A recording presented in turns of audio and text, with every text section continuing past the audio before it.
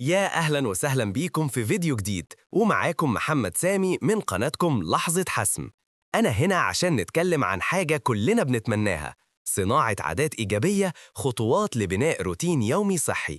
كتير مننا بيبدأ بحماس كبير، لكن بعد كام يوم بيستسلم، لأن السر مش في الدافع، السر الحقيقي هو في العادات. إيه هي العادات وليه هي مهمة؟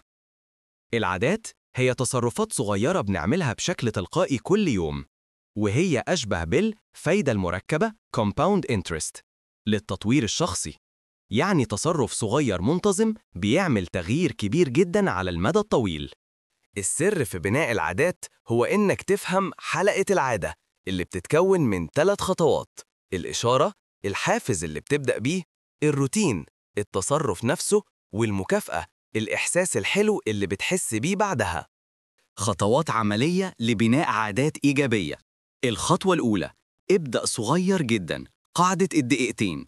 خلي العادة الجديدة صغيرة لدرجة إنها تكون مستحيل تفشل فيها، زي هعمل 5 تمارين ضغط بس، أو هقرأ صفحة واحدة بس.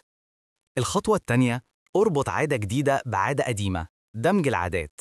اربط العادة اللي عايز تبنيها بحاجة بتعملها كل يوم بالفعل، باستخدام صيغة بعد ما أعمل عادة قديمة هعمل عادة جديدة. الخطوة الثالثة: سهل الطريق وصعب العادة السلبية.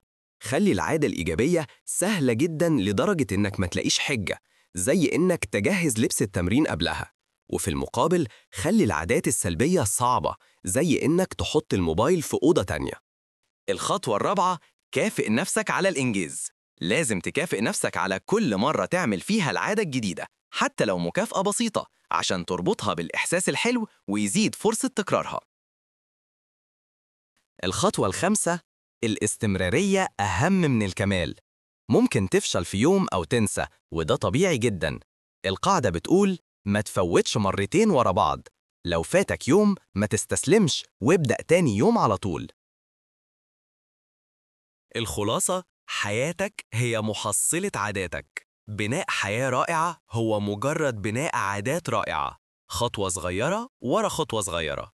ابدأ من النهاردة، اختار عادة واحدة صغيرة جدا وطبق عليها الخطوات دي. هتتفاجئ بالنتيجة بعد شهر أو 2. يا رب يكون الفيديو ده مفيد ومختلف. شاركنا في التعليقات، إيه أول عادة صغيرة هتبدأ تبنيها من النهاردة؟ وما تنسوش تعملوا لايك للفيديو وتشتركوا في القناة عشان توصلكم كل الفيديوهات الجديدة. أشوفكم على خير.